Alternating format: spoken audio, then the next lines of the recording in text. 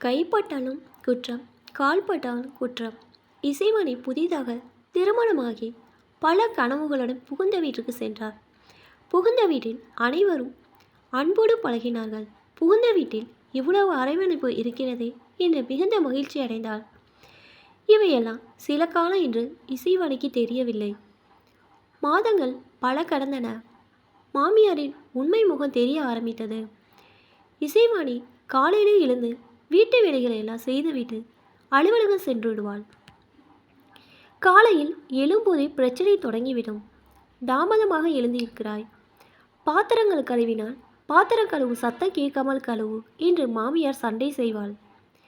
என்றாவது ஒரு நாள் நேரமின்மையால் இட்லி மாவோ தோசை மாவோ கடையில் வாங்கினால் அன்று வீடே அதிரும்.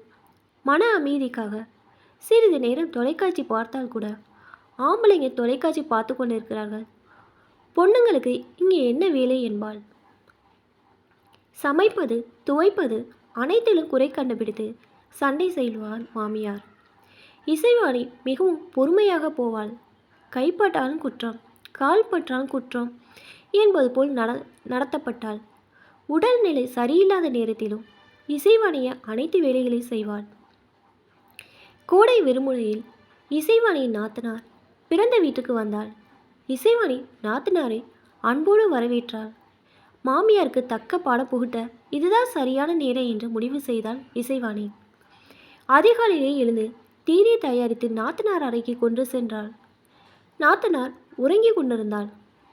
நாத்தனாரை எழுப்பி தேநீரை கொடுத்தாள் இசைவாணி.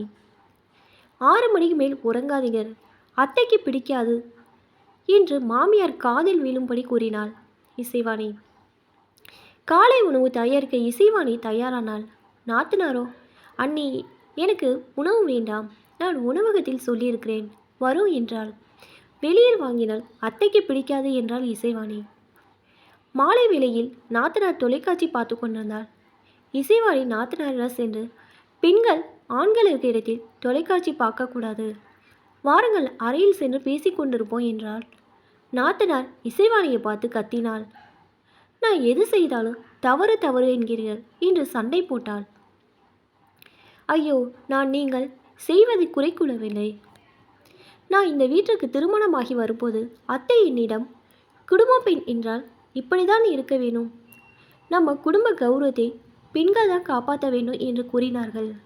அதனால் தான் உங்களிடம் கூறினேன், தவறாக இருந்தால் மன்னித்து விடுங்கள் என்றாள் இசைவாணி.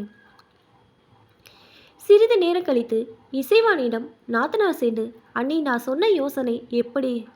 இனிமே எங்கள் அம்மா உங்களை தொந்தரவு செய்ய மாட்டார்கள், நீங்கள் சுதந்திரமாக இருங்கள் என்றார் நாத்தனார். நீங்கள் 2 பேரும் கூட்டுக்களவாடிங்களா? நான் எல்லாவற்றையும் காதில் வாங்கிவிட்டேன் என்று கதவின் வெளியிலிருந்து கூறினாள் மாமியார். நீங்கள் 2 பேரும் கூட்டுக்களவாடிங்களா? நான் எல்லாவற்றையும் காதில் வாங்கிவிட்டேன் என்று கதவின் வெளியிலிருந்து கூறினாள் மாமியார். இருவரும் அறையிலிருந்து வெளியே வந்தனர். மருமகளே, என்னை மன்னித்து விடு, நீயும் எனக்கு மகள் போலதான், இந்த வீட்டில் நீ இது சுதந்திரமாக இரு என்றாள் மாமியார். மூவரை முகத்திலும் மகிழ்ச்சி கலந்த புன்னகை. நல்லதொரு குடும்பம் பல்கலைக்கழகம்.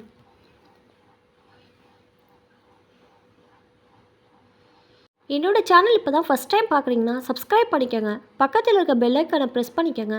அப்போ தான் நான் ஒவ்வொரு தடவை வீடியோ போடும் போதும் உங்களுக்கு நோட்டிஃபிகேஷன் வரும். தேங்க்ஸ் ஃபார் வாட்சிங்.